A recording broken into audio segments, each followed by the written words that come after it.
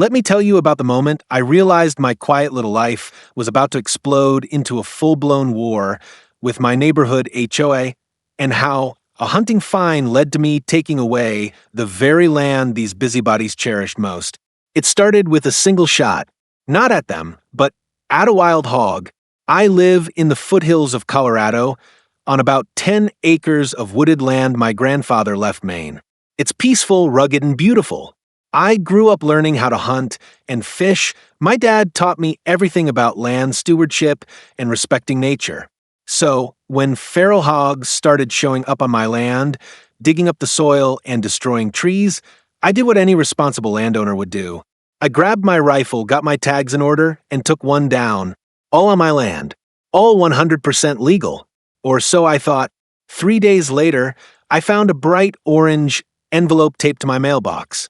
It was a violation notice from the HOA. Apparently, a member reported me for discharging a firearm within HOA boundaries, and I was being fined $1,000. They also mentioned I could face suspension of community privileges if I continued this reckless behavior. I laughed at first. I wasn't even in the HOA. Yeah, that's the catch. You see, my land technically borders a gated HOA community called Whispering Pines. I'm not inside the gates. I never signed a covenant. I don't pay dues. But 10 years ago, the HOA board tried to annex some of the surrounding rural properties, mine included, claiming it would increase community cohesion and raise land values. I declined, in writing, several times. But apparently, they still consider me part of their jurisdiction, even though I have no gate pass, no amenities access, no voting rights, nothing, just fines. I stormed into their office the next morning, cowboy boots on, deer hunting cap still on my head, and demanded to speak with whoever issued the fine. That's when I met Brenda, HOA president, mid-50s, always dresses like she's about to attend a garden party at Buckingham Palace. And she had that tone. You know the one. The kind that drips with fake sweetness and superiority. Oh, you must be Mr. Morgan. We've had quite a few complaints about your activities. I told her flat out, I'm not part of the HOA. I never agreed to any of their terms. She smiled. Actually, we updated our charter last year. Any land within a quarter mile of Whispering Pines perimeter is now considered part of our community impact zone. Community impact zone? Was this a homeowners association or a UN peacekeeping mission?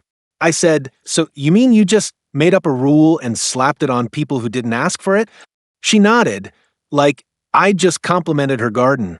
We believe it's in the best interest of community harmony. That's when I realized something. This wasn't just about hunting. This was about control. Over the next few weeks, it got worse.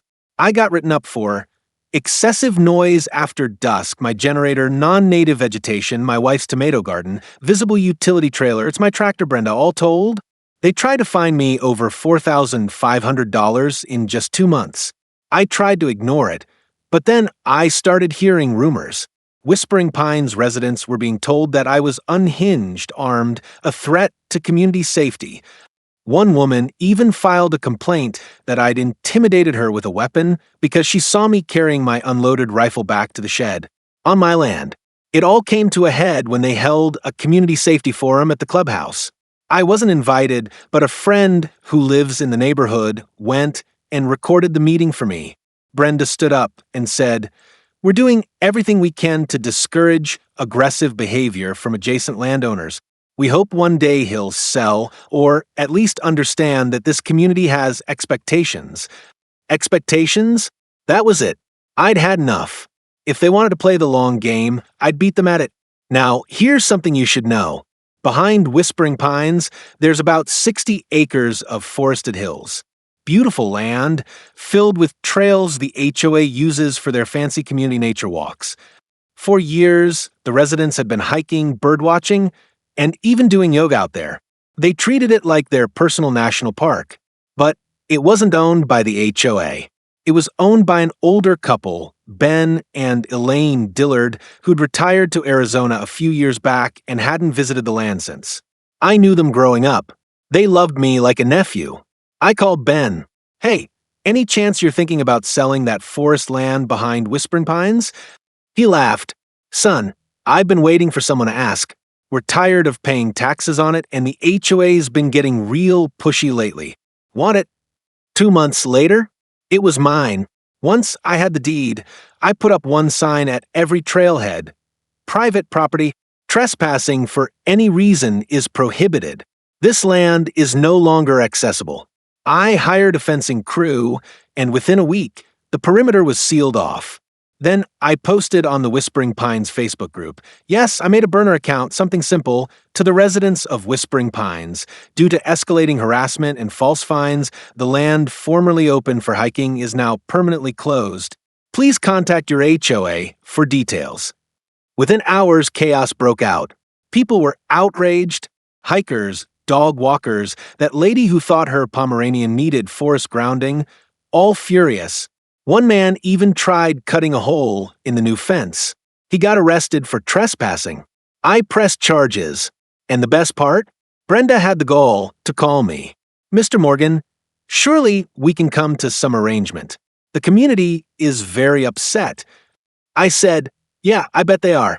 Maybe next time, don't find someone for hunting wild hogs on their own land. Then I hung up. Within a week of the closure, Whispering Pines descended into chaos. The Nature Club leader posted a long, teary rant on Facebook, blaming Brenda for poking the bear and ruining their sacred sunrise trail sessions. One dad ranted in the community meeting that his son's Eagle Scout project was ruined because it involved trail markers that now stood behind a locked gate. Even worse, several residents claimed they had been promised permanent access to the land in their HOA packets. Spoiler alert, Brenda had lied. She'd been telling residents for years that the land was part of the HOA's protected green zone, even though it had never been owned by them. She'd printed maps, hosted hikes, and even used community funds for unauthorized trail cleanups. Now that I owned it, that lie blew up in her face. People started turning on her. They demanded she negotiate with me. She sent me an email titled, Proposal for Cooperative Land Use. I didn't even open it. Instead, I framed it and hung it on the wall of my barn. About 2 weeks later, I noticed a white SUV parked near the old service entrance of the property. 2 men in polo shirts were measuring fence posts and taking photos. I walked up, boots crunching dry leaves. Can I help you boys?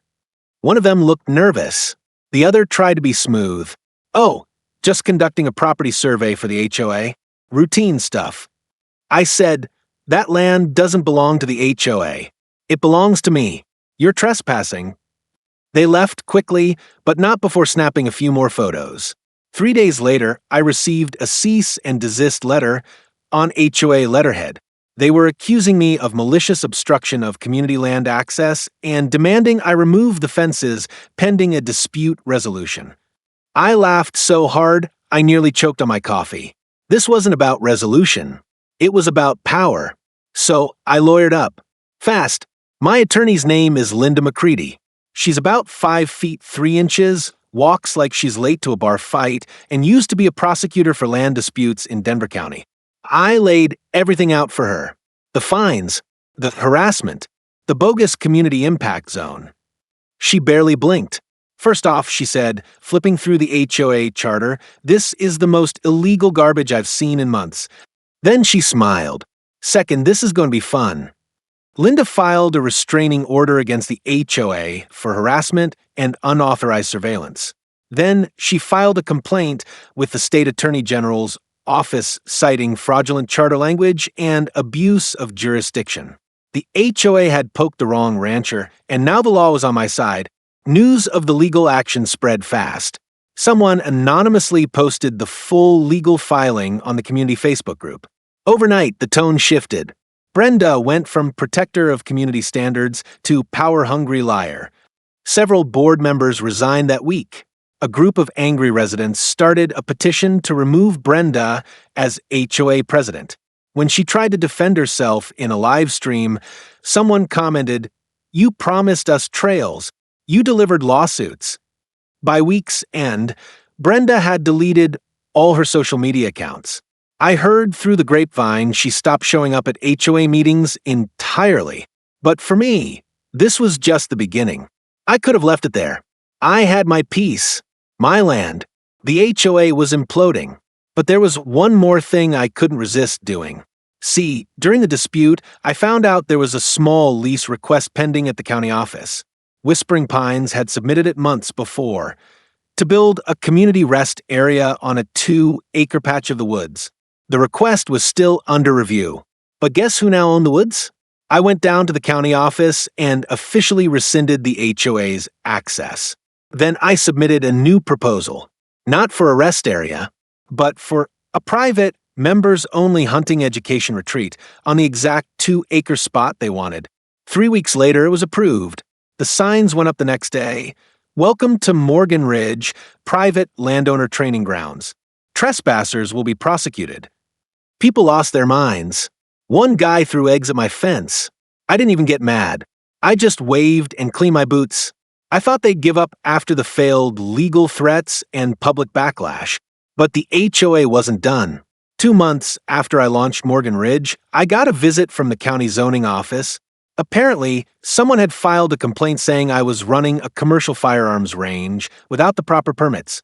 Funny thing is, my land was zoned agricultural with private recreational use permitted, and I wasn't charging anyone. It was all friends, family, and a few invited veterans. No ads, no public access. The inspector, a guy named Marty, scratched his beard and said, "Honestly, I wouldn't have even come out here if it weren't for the number of complaints we received." I asked how many. He looked at his clipboard. 18. 18. All anonymous. All within a week. Let me guess. HOA board members and their buddies. I offered Marty a coffee, showed him the permits, walked him through the site, and even let him test the safety mechanisms we used. He nodded, impressed. "You're good, Mr. Morgan. Clean operation." Then he added with a grin, "Off the record, I used to live in a neighborhood with an HOA. You're doing God's work out here." A few days later, a white van pulled up to my gate with a news station logo on the side. A reporter stepped out, mic in hand, camera guy right behind him. "Mr. Morgan, we're doing a piece on controversial land use changes affecting rural Colorado. Heard about your situation." At first, I hesitated. I'm not the media type. But then I remembered something Brenda said in her HOA livestream. We just want to protect the neighborhood from unsafe influences. Unsafe? I invited the crew in. I gave them the full tour, the fencing, the trails, the safety measures, even my hunting license wall. Then I sat down and told them everything. The fake fines, the bogus charter, the trespassing, the surveillance. The reporter nodded as he scribbled notes. "So, you're saying the HOA tried to control land they didn't own?" I just smiled. Tried. Past tense. The news piece aired the next Friday evening. I didn't think much of it until my phone exploded the next morning. Hundreds of messages, old friends, hunters, ranchers, even strangers from out of state. The video had gone viral. The title? HOA tries to fine hunter. He buys their hiking land and kicks them out. Comments poured in. This man is a legend. Finally, someone stands up to HOA Karens. Petty? Maybe. Deserved? Absolutely. The local HOA subreddit lit up too. My story became a meme. People made mock trail maps that said, "Here lies the path HOA Karen used to walk, now sponsored by Cold Revenge and hog hunting." I got invites to speak at community forums. A few legal blogs even covered my case as an example of property rights abuse by overreaching HOAs. I never planned to be some kind of folk hero, but I wasn't mad about it. Just when things seemed to settle, Brenda returned. She hadn't been seen in weeks, but one Saturday, I spotted her SUV creeping along the road outside my gate. She didn't get out, just sat there, watching. I didn't confront her. But 2 days later, I got a letter. Handwritten. No HOA logo. Just her name. Inside, it said, "Mr. Morgan, you've made your point. I'll be stepping down as president at the end of the quarter. But just so, you've hurt a lot of people. You didn't need to take the trails. You could have just talked to me." Talked to her? Like she talked to me when she fined me $1,000 for legally hunting on my own property? I folded the letter neatly, put it in the burn barrel, and lit a match. Actions have consequences, Brenda. Even for self-appointed queens of cul-de-sacs. It's been 6 months now. Whispering Pines has a new HOA board.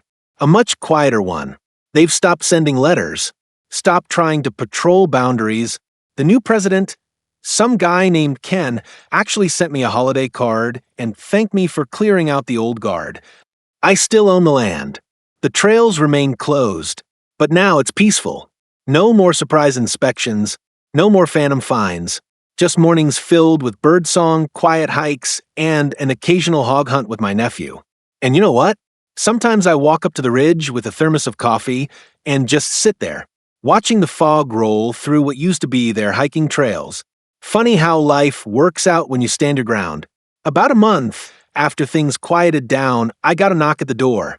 Not from the HOA this time, but from 2 county deputies. Now, I'm not the nervous type, but when a sheriff shows up unannounced, you don't assume it's a social call. One of them introduced himself. Deputy Caruth, you own the parcel known as Section 8, be behind Whispering Pines? Yes, sir, I said, already preparing myself for some HOA-related nonsense.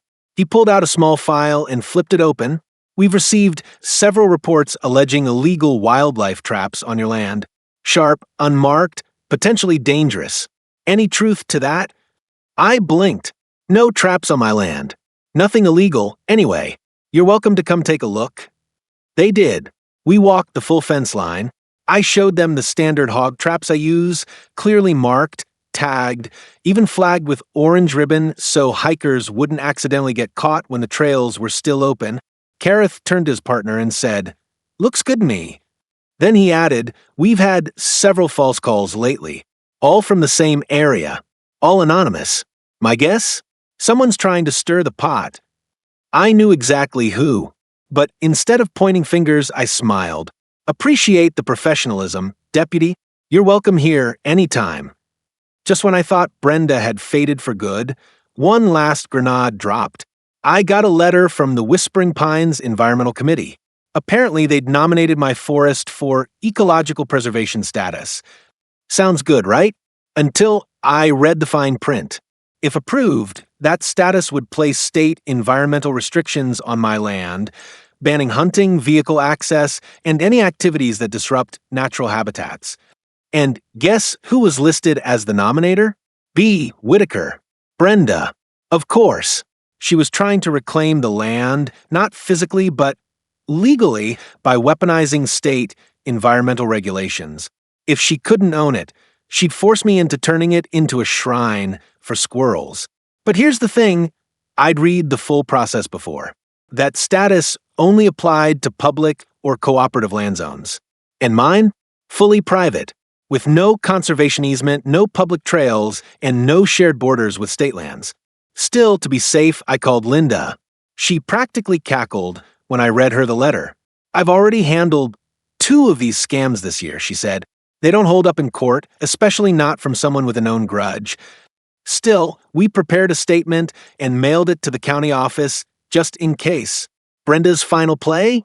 Squashed before it even got off the ground. That week, something unexpected happened. One of the newer Whispering Pines board members, Ken, the guy who sent me a holiday card, drove up to my property and asked if we could talk. I met him at the gate. "What's on your mind?" He didn't come to argue. He came with an apology.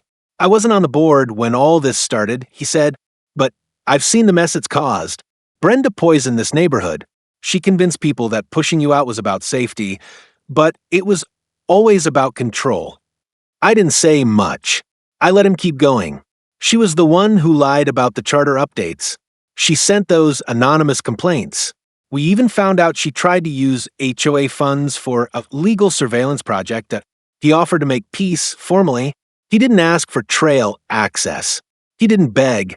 He just asked if maybe someday I'd consider letting the new board buy a small lease on a tiny corner just for elderly walkers who used to come there every morning. I told him not now, maybe not for a long time. But you're the first person from that place who's actually treated me like a neighbor. That night, I sat by the fire pit with my nephew Jacob and told him everything. How it started, how I bought the land, how the HOA tried again and again to twist the law. He looked at me and said, Uncle Nate, this place matters. You should do something big with it. I'd been thinking the same thing. A few days later, I started drafting a plan for the Morgan Ridge Foundation, a nonprofit land trust focused on two things. One, hosting veterans outdoor retreats, hunting, hiking, horseback riding. Two, educating locals on private land rights and survival skills. If the HOA wanted to fight me for how I use the land, let them try now. This wasn't just my property anymore. It was a mission. I called Linda and told her I wanted to draw up protections so that the land could never be sold to developers, HOAs, or anyone else who would fence it off for power. She said, "Now you're thinking long-term." Morgan Ridge wasn't just revenge anymore. It was legacy. About a month into planning the foundation, I heard a knock at my gate again. Only this time, it wasn't the police or Brenda or the zoning office. It was a young couple, probably early 30s. They had a toddler in tow and a worn-looking hiking map in hand. The woman smiled shyly. "Hi, this might sound weird. We used to walk the ridge every Saturday before all the drama. We heard you were the new owner." I stayed quiet. She added, "We're not part of the HOA anymore. We moved 2 blocks down just to get away from it. But we really love that land. Not because it was convenient, but because it felt real." The guy stepped forward. "We don't expect access. Just wanted to say, thanks for keeping it alive." I looked down at their kid, who was waving a pine cone like it was treasure. And for the first time in a long time, I didn't feel like the man who took something from the neighborhood. I felt like the one who'd protected it. Just when I thought Brenda had finally faded into HOA infamy, her name popped up in a county zoning newsletter forwarded to me by Linda. Nominee, Brenda Whitaker, proposed appointment to Regional Parks Advisory Board. I nearly dropped my coffee. She wasn't done. She was pivoting, reinventing herself as a community green space advocate, the same woman who tried to find me into silence and steal my land with lies. Linda called me 2 hours later, already fired up. If she gets on that board, she could influence land use grants, zoning recommendations, even trail funding across half the county. I said, "Not on my watch." So I did something I never thought I'd do. I attended a public hearing. I showed up in jeans and boots, stood at that microphone in a packed little government building, and told my story. Not the angry version, not the revenge version, the real one. I showed photos of the illegal fines, the trespassing, the fake charter. I told them how Brenda tried to make public what was always private, and how she almost got away with it. The board thanked me. Brenda didn't even speak. She just gathered her papers and left. Her nomination was withdrawn the next day. 6 months later, the Morgan Ridge Foundation opened its doors officially. We hosted our first veterans retreat. 5 guys who'd never met before, all carrying heavy stories and quiet pain. By the end of the week, they were laughing around the same campfire where I'd once stood alone, trying to figure out how to defend my land. Whispering Pines eventually offered to donate to the foundation, no strings attached. I accepted, not for peace, not for favors, but because real change comes when people learn from their mistakes. Even Brenda, in her final HOA newsletter, which someone taped to my gate as a joke, wrote, "Some people won't be managed. Some land can't be ruled. And maybe that's okay. Maybe it is." So yeah, they fined me for hunting. I bought the land under their feet. I didn't just shut them out. I built something better. For me. For others. For everyone who's ever been pushed around by the people who pretend to know better. And if you enjoyed hearing how I fought back and won, don't forget to hit that like button, subscribe for more wild stories, and remember, sometimes the best revenge is ownership.